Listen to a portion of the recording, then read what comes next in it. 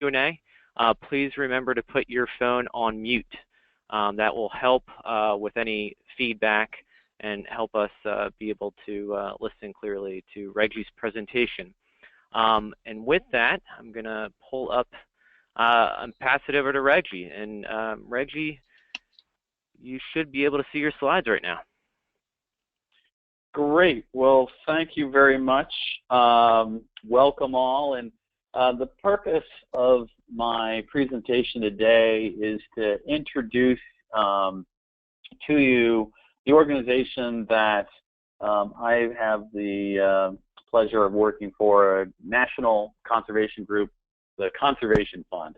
And some of you may know us or have heard of us. Some of you may work closely with us. I think overall, my impression is that those of your colleagues that know us and work closely with us know us well, and some folks have never heard of us. And in actuality, we have a blog on our webpage, and a number of your colleagues have been recent features. I know Howard Miller recently had a post, and I believe we just put up a post from the head of the Centennial program. But anyway, long story short, excited to be here with you today. Got a few slides, but then would love to field questions and all that. So Brian, if you could advance to the next slide, that would be great. So historically speaking, we've done a lot of work with you and our friends at the Park Service. 208 projects in 32 states with 74 different units, a little more than 300,000 acres total. And so next slide. You know, we were founded. Hey, how you doing? We were founded in 19. Excuse me, guys. If you're, you remember to. Hold on 1 second. 4:30. Okay, I'll see you at 4. All right. Okay. For those of you on the phone, please remember to put your phone on mute. Thank you. Great. So we were founded in 1985 by a gentleman named Pat Noonan, who is the former president and CEO of the Nature Conservancy in the 1970s. And in the 80s, he identified that nobody was really actually working with our federal agency partners to achieve conservation. And in particular, he was alarmed at the loss of Civil War battlefields to development. And so he founded us, and we have a rather unique mission. We're the only environmental organization in the country with a dual-purpose charter of environmental conservation, but also economic development and job creation. And we were founded to have a significant partner focus. And our primary DNA, or kind of how we get involved in projects, is they have to be a priority for somebody else. And so that's when we get involved. We literally wait for a phone call from the Park Service, Fish and Wildlife Service, a state agency, a local landowner, somebody to call us up and say, can you potentially help us with this project? And so we were founded to not have an individual membership, which is kind of a unique business strategy for a nonprofit organization. And we're set up around a revolving fund that we use to serve as a bridge between private landowners and the long-term stewards of the property, which are historically have been agency partners. Today, our revolving fund is about $150 million, and we use that to serve as that bridge. And we use that $150 million to do between $300 and $400 million worth of land acquisition each year. So we're constantly revolving our money and moving from one project to the next. We're not really into long-term ownership. So, and as time has evolved, we've developed a number of different programs that we use to help our partners, again, whether it's an agency, municipality, a nonprofit. Our partners, we use these programs to help our partners achieve their goals. So, Brian, if you could advance to the next slide, I've got a number of our programs that I was going to highlight today. Let's see here. Let's see. So, next slide, please, Brian.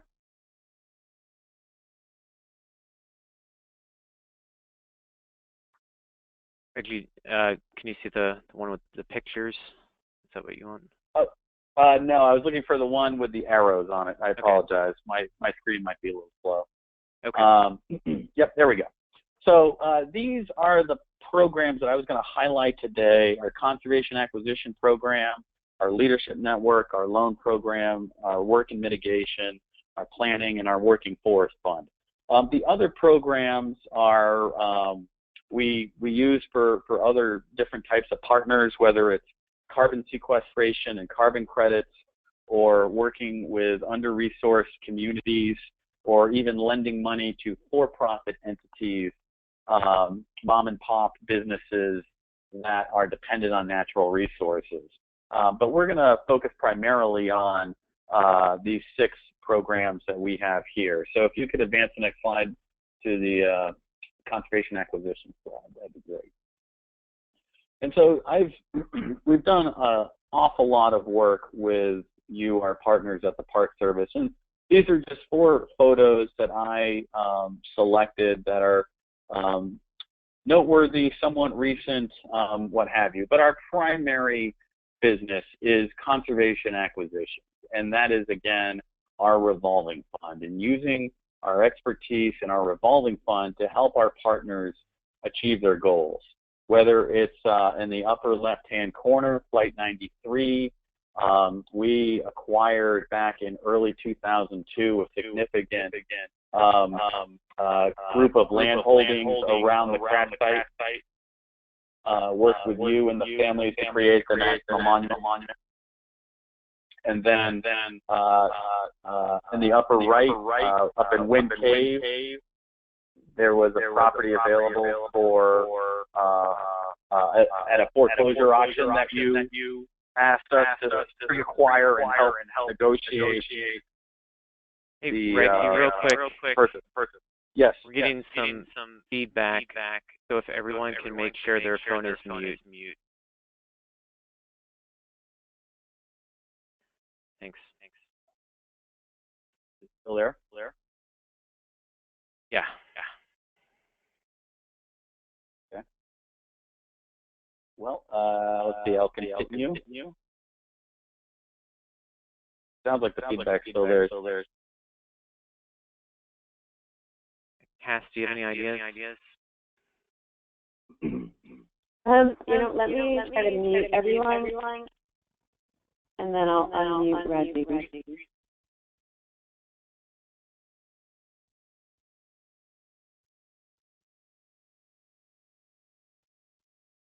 That better? Reggie, are you still there? I am.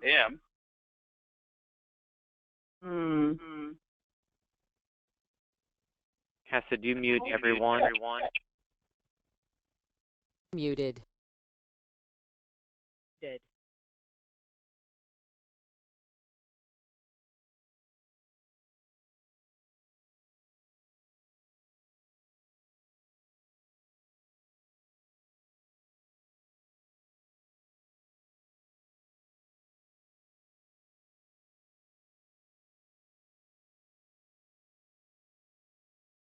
Unmuted. How's that? So is that. Still there.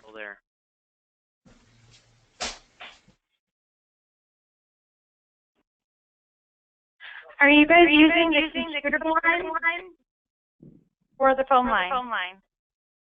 Yeah, everyone should have the phone call selected and not the computer audio. Top of your screen.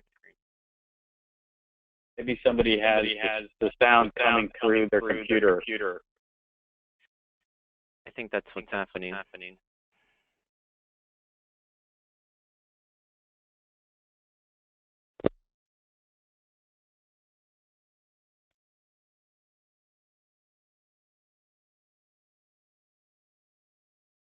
Yeah, if anyone called in through their phone, if you could hang up, or through your computer rather, hang up and call back in through your phone.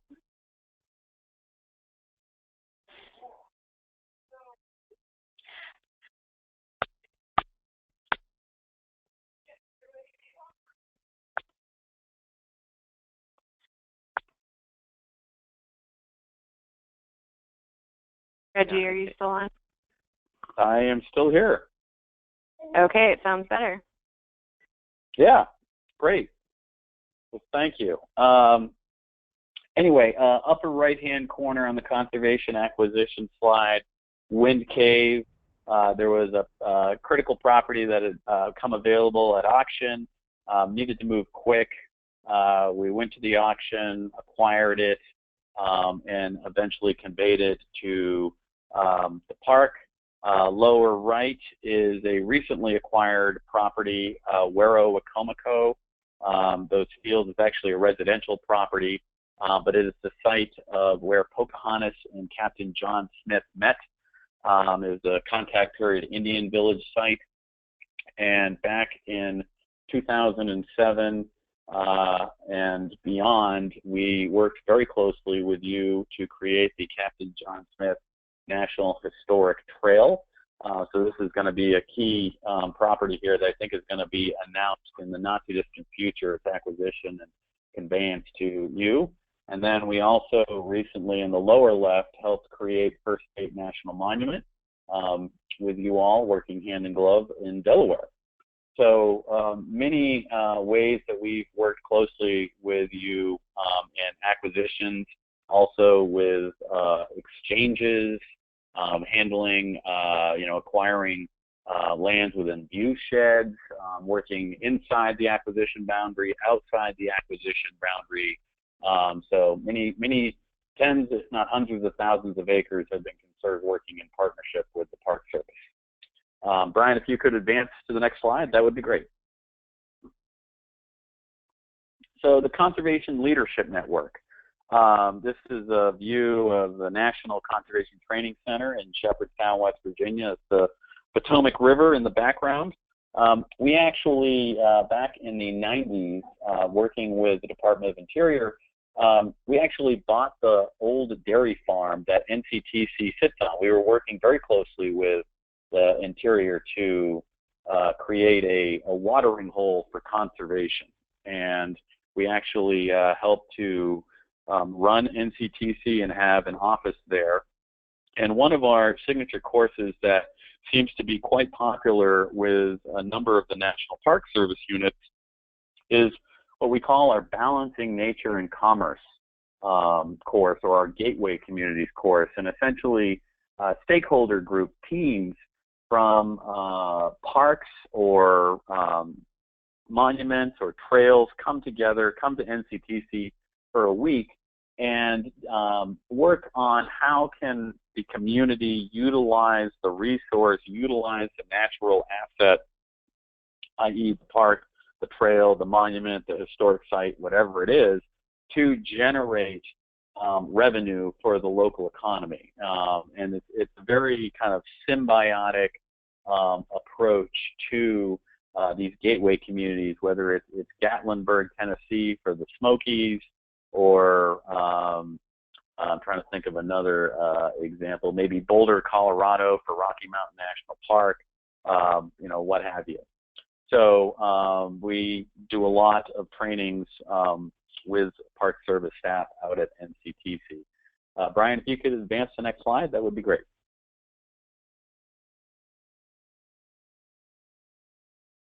So land conservation loans, this is the program that I run for the fund.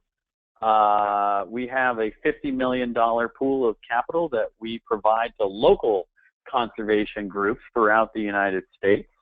and we're providing financing but also technical assistance. And this is actually a photo of the property on the coast of Oregon, and it was the property that provided the link for Fort Clatsop and the Fort to Sea trail that is there at the park. And for this acquisition, I don't think that there was actually a connection to the sea.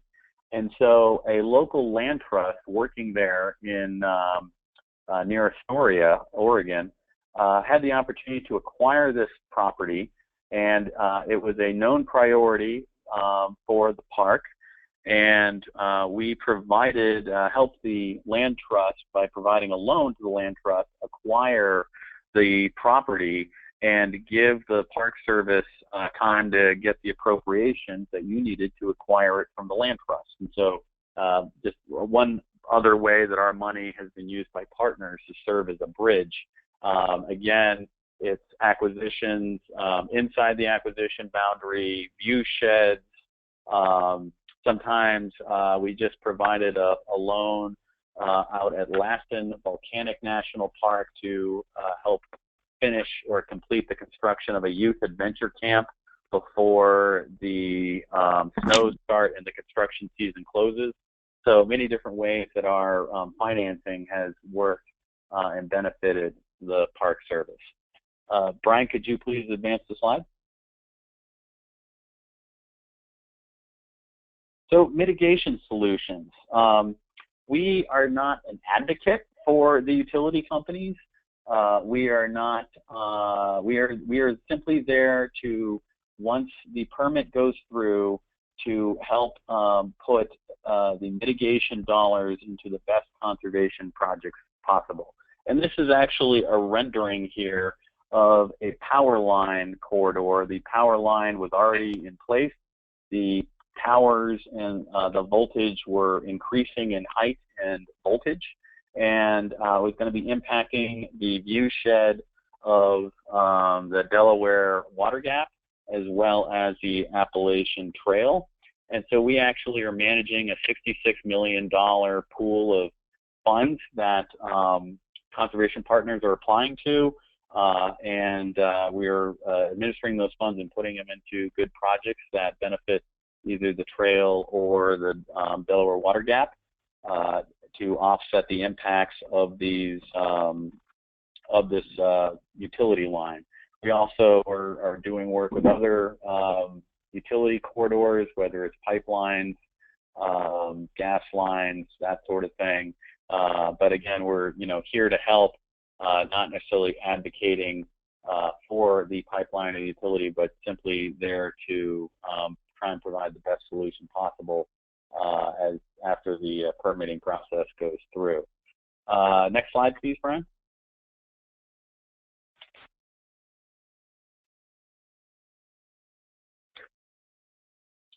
So strategic conservation planning, we have a shop that specializes in working with GIS and stakeholders to create strategic conservation plans. The map here is part of an excerpt from a plan. It was the Emerald Necklace Plan for Los Angeles, LA County, the city, and the surrounding areas. And back in the 20s, Frederick Law Olmsted, the famous landscape architect, and his firm, they created a plan, a greenway plan for the city and county of Los Angeles. And it was put on a shelf in the 20s and never really utilized. And there is now a collaborative group that wants to put that plan into action. And they are working on that, and they work with our strategic conservation planning team. We have Santa Monica Mountains, National Recreation Area, the Pacific Crest Trail, the National Forest. And so we've done a number of these types of plans involving in and around Park Service units. So just another example of a way that we've collaborated on projects with your colleagues. Brian, next slide. Yep, the Working Forest Fund. Our Working Forest Fund is still yet another program. This is where we are creating a green for those of you that are familiar with it, Timber Investment Group. So we are raising about $200 million, and our goal is to preserve, or conserve rather, 1 million acres of working forest land. And our model is, as these landscape scale size tracts of timber become available on the market, is for us to have the money to compete at auction or sealed bid or whatever it is to acquire these landscape scale size timber tracts. We conserve them through the sale of a conservation easement, usually through the U.S. Forest Service's Forest Legacy Program. And then we sell the encumbered land protected under the easement back into the private sector so that it stays in production and on the tax rolls. And in this instance, this is northern New Hampshire, the Hoosick area of the Appalachian Trail, just east of Mount Washington and the White Mountain National Forest. And we had the opportunity to buy a 20,000-acre timber tract, the light green tract as well as the tan tract above it. And it just so happened that there was 5 miles of Appalachian Trail corridor on the property. And so worked with the Appalachian Trail as well as the White Mountain National Forest to protect that corridor, and as we work on conserving the rest of the tract. But just one way that our Working Forest Fund was able to partner with the Park Service. Other instances, I think, have been to protect view sheds and other large scale landscape sized impacts with the Working Forest Fund. So Brian, next slide, please. So that is my brief introduction to the Conservation Fund. A couple of other ways that we have partnered with the Park Service that kind of haven't really been mentioned because they're not really distinct programs of the fund, but they are pervasive throughout all of our work, is our government relations team and also our development staff. And so when we are working on projects with our agency partners, because we are a private nonprofit, we can lobby. We can lobby Congress for the appropriations. We can work with our partners at NPCA and other groups to generate support and try and introduce legislation that would, to get the act of Congress to expand a park boundary, help implement a general management plan, what have you. And then our fundraising team is working to leverage those really scarce, hard to get taxpayer dollars, the appropriations coming from Congress, LWCF. We are working to bring private dollars to the table to leverage the public sector dollars. And a great example of that is back to the First State National Monument.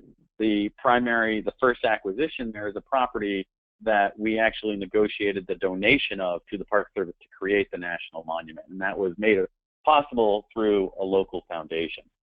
So Brian, I think that is most of my presentation, but I would love to field questions if anybody has them. I think we've got 5-10 minutes or so. So thank you very much.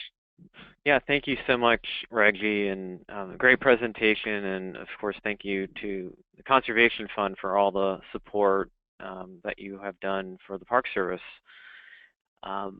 So with that, let's open it up for some questions. And feel free, folks, too, as well. If you want to, if you'd rather write down a question, you can add it into the chat box, and I'll be monitoring that as well here. So feel free to either ask a question now or add it to the chat box.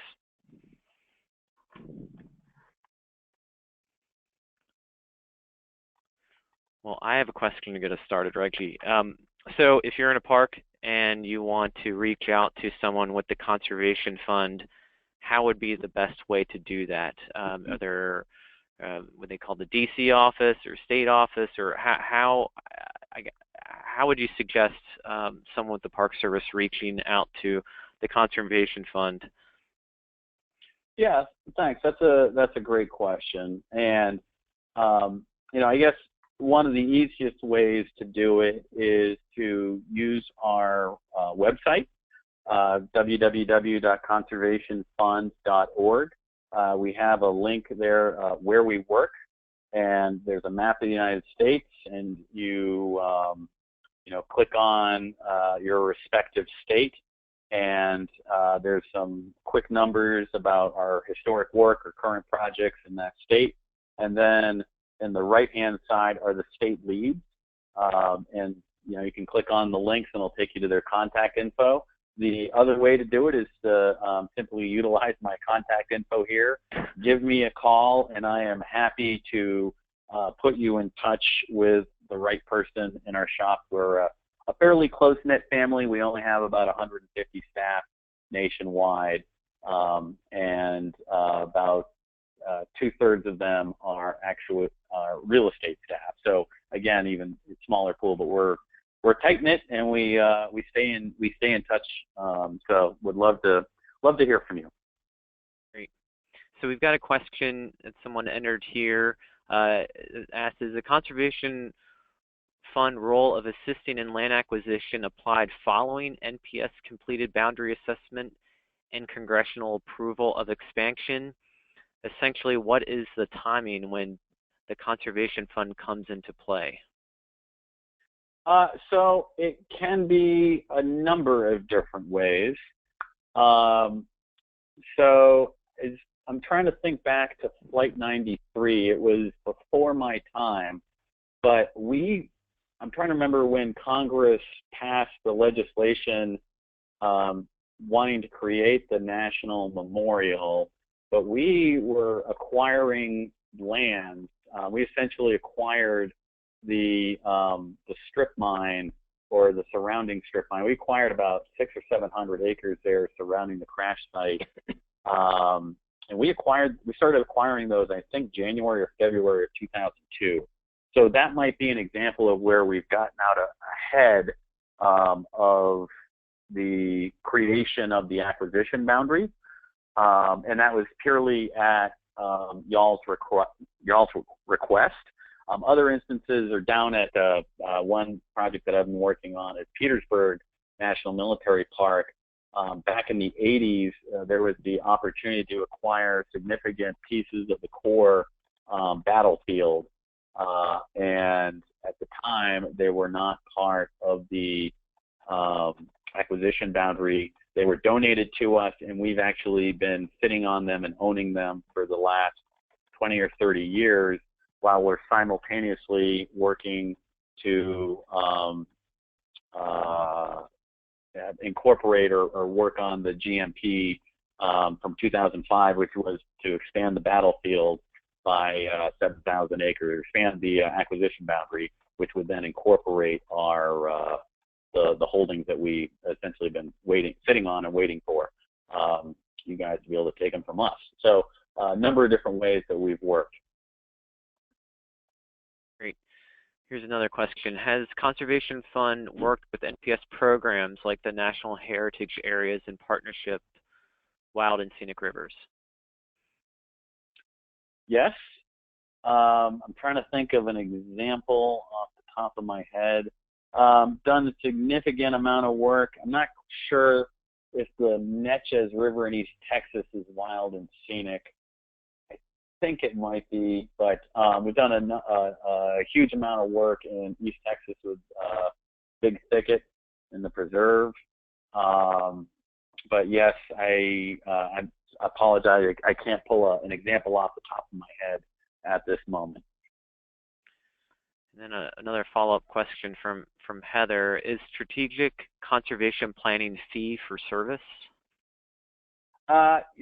Yes, and sometimes though we are able to find philanthropic support from foundations to actually cover our costs. So then it would be no cost to the partner. Okay. Another question here. Has there been any evaluation documentation of the results of the Balancing Nature and Commerce workshop? Good question, since not everyone in the Park Service is going to be able to attend that one. Yeah, I I will have to circle up to with my colleagues at our Conservation Leadership Network. I know that they do surveys and questionnaires and follow up with the teams and the attendees. That would be an interesting data point. What I'll do, Brian, is I'll see if I can get some of that data, and I'll send it to you, and you can send it along to whoever was requesting it. Well, what we'll do is once we get that, we'll post it to our Park Service toolbox. So here's another Great. question. What kind of private funding resources are available for the management of lands acquired by the Conservation Fund and other land protection acquisition programs? Yeah, that's a great question, and I think it depends on the resources, the conservation values, but also the resources of the property that's being acquired.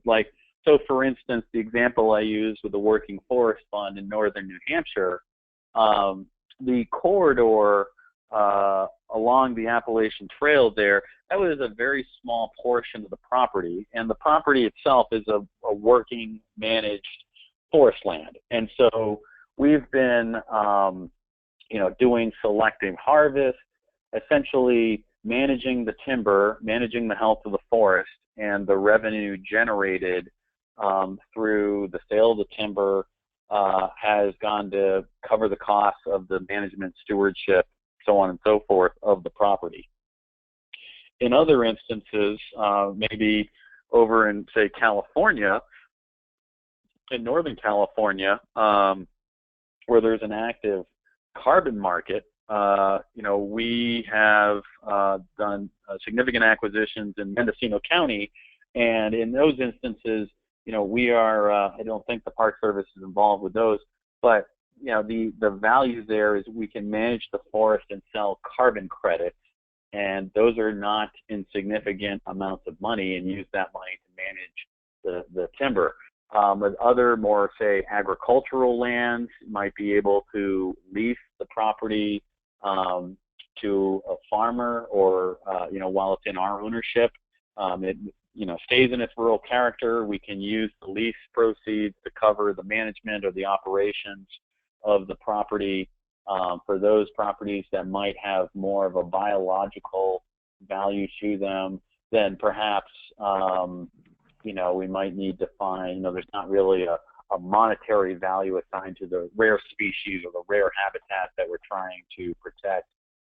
We might be looking at philanthropic support, whether it's through a foundation or a donor, to help cover the management costs. So you guys can make a lot of things happen. Yeah. The way we all have varying tools that we use to further our respective missions. And in general, my sense is that with an agency, you have a select suite of tools that are available to you within the realms of Congress's directions, and within the realms of solicitors and what's possible. Whereas here in the nonprofit sector, it's not like we're the lawless West, but our toolbox is generally bigger and a little bit more robust, and we can do things that our agency partners can't. Like, for instance, we can negotiate and buy land for below fair market value, and we do that on a really regular basis. And so we're able to buy properties for, say, 80 cents on the dollar, 90 cents on the dollar, what have you, and then we generally try and pass that savings along to our agency partners. So if we buy it for 80 cents or 85 cents on the dollar, we try to keep our costs low. Maybe we can sell it to the Park Service or the Fish and Wildlife Service for 90 cents on the dollar. So there's still a bargain sale component. And you guys have to offer us fair market value, and we can cross out your offer and write in the bargain sale amount that we, will sell the property to you. We can also lobby We can get very creative and move very quickly. For instance, in that, with the loan program that I manage, we closed on a $3 million property in 6 days from the first phone call we got about the property to the actual closing. And so, stars and planets had aligned with that one, but we can move very, very quickly and give our agency partners the time that they need to put their pieces together, line things up, and then buy it from us. So we really like to serve as that bridge. Awesome. Has the Conservation Fund ever been involved with any of the UNESCO biosphere reserves in the U.S. whose aim is to integrate conservation with sustainable development? Pardon my ignorance, I'm not quite sure where the UNESCO sites in the U.S. are. I love visiting them when I'm traveling elsewhere in the world, but I actually don't know where the UNESCO sites, biosphere reserves are in the U.S. Are there any that come to mind, Brian? Yeah, John's on the phone, and I'm sure, follow up. Okay. We'll follow up with you on that. Yeah. I'd love to follow up on that. Okay. This is from Sarah. How do you set your priorities, and how often do you revisit strategic planning or other tools to reassess? So that's a great question, and that's really what I think sets us apart from so many organizations, and that we actually don't have any priorities.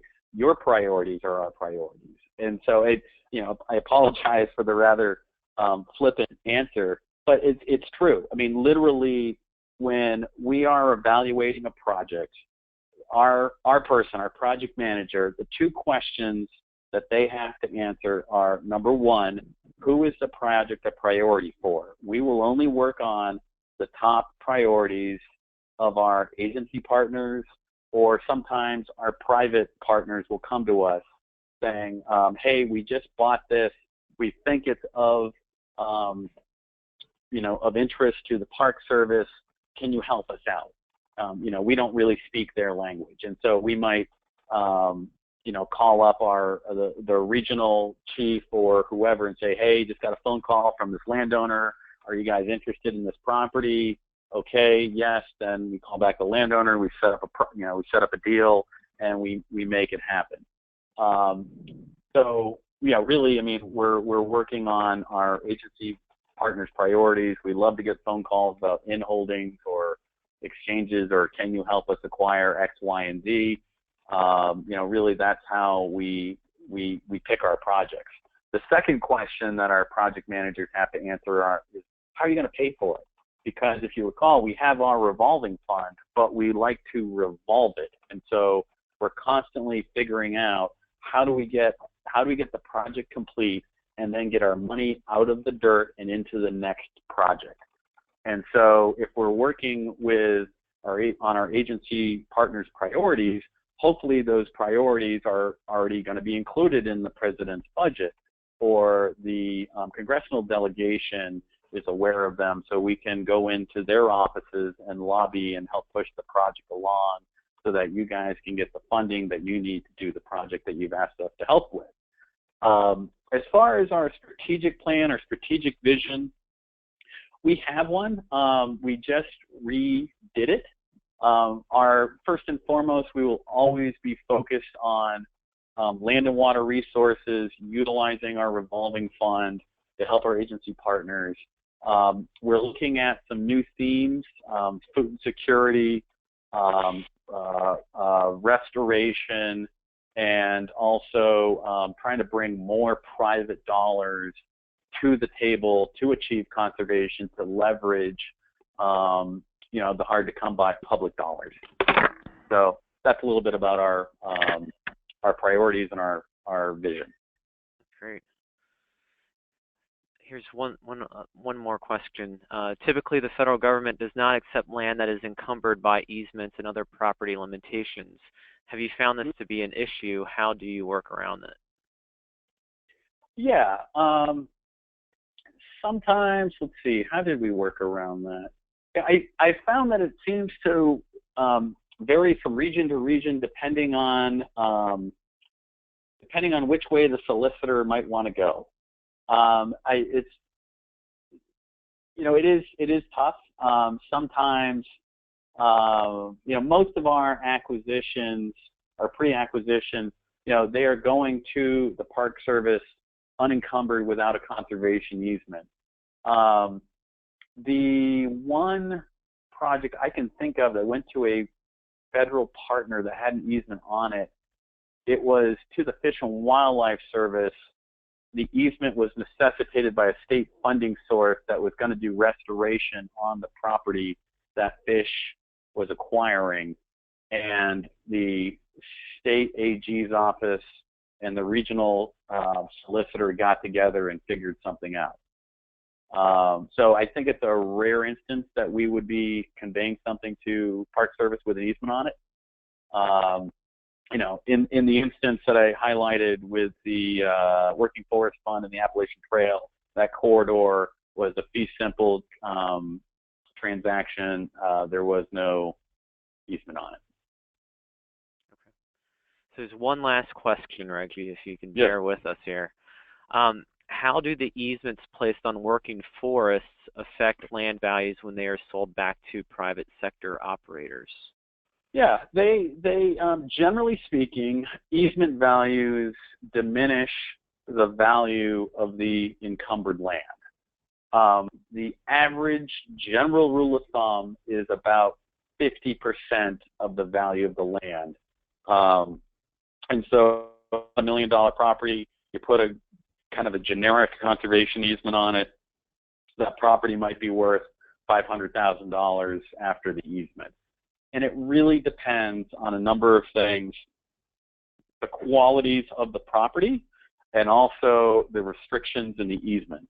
So if there's a ridgetop property that could be developed with McMansions put up on the ridge with 360-degree views, there's a waterfall, all this stuff, an easement's put on that, and it is very restrictive, no new homes, so on and so forth, the easement might be diminish the property by 80%. If it's an easement on bottom land that's in the flood zone and it's a working farmland easement and you can't build homes there anyway, then maybe the easement's only worth 30% of the value of the land.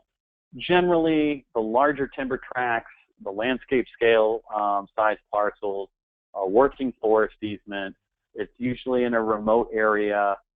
The value of the easements, are somewhere probably between 30 and 50%. Again, it depends.